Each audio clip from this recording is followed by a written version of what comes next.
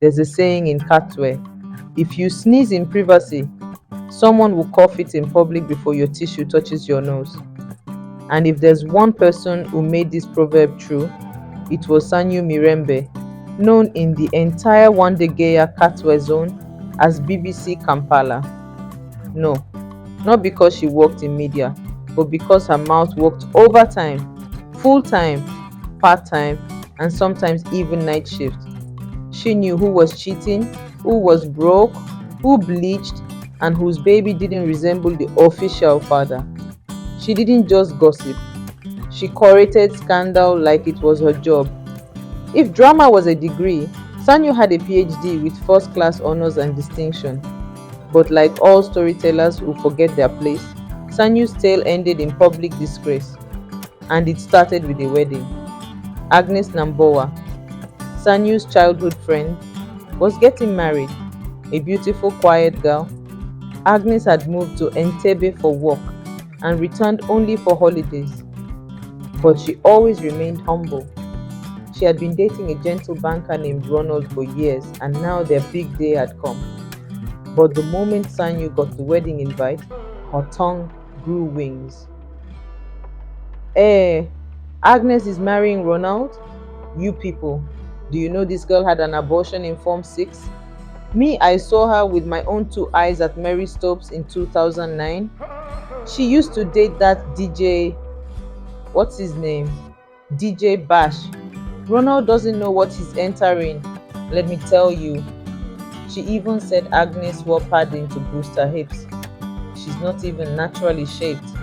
If she dances too hard at the wedding, the foam might fly. Sanyu laughed and talked until the stories started flying like kites in a storm. She didn't just say them in private, she said them in the salon, at the market, during PTA meetings, even in a WhatsApp group for old schoolmates. And then she made a fatal mistake. Sanyu recorded a voice note and forwarded it to her salon girl saying, Agnes is marrying well, but even a snake sheds skin and looks shiny. Let Ronald know he's marrying a refurbished woman. Boom. That voice note leaked like a punctured jerrycan. Within 24 hours, it was forwarded across 3 neighborhoods and landed straight in Agnes's phone 1 week before the wedding. Agnes didn't cry. She didn't fight. She just quietly removed Sanyu from the bridal party WhatsApp group.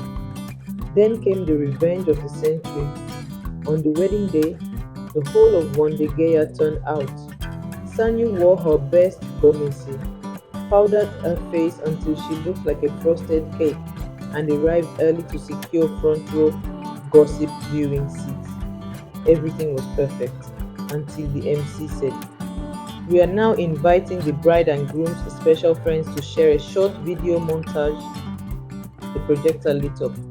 Beautiful images of Ronald and Agnes filled the screen. The music was sweet. People clapped. But just when everyone relaxed, the screen cut to black and played the voice note. Yes, Sanyu's voice. Loud, clear, disgraceful. Agnes is a refurbished woman. Let Ronald know. Gasps filled the tent. Some people covered their faces. Others whispered loudly. Ronald stood up. Agnes calmly held his hand. Sanyu's mouth dropped open.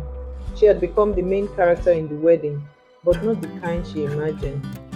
It was public humiliation, served hot, with matuk on the side.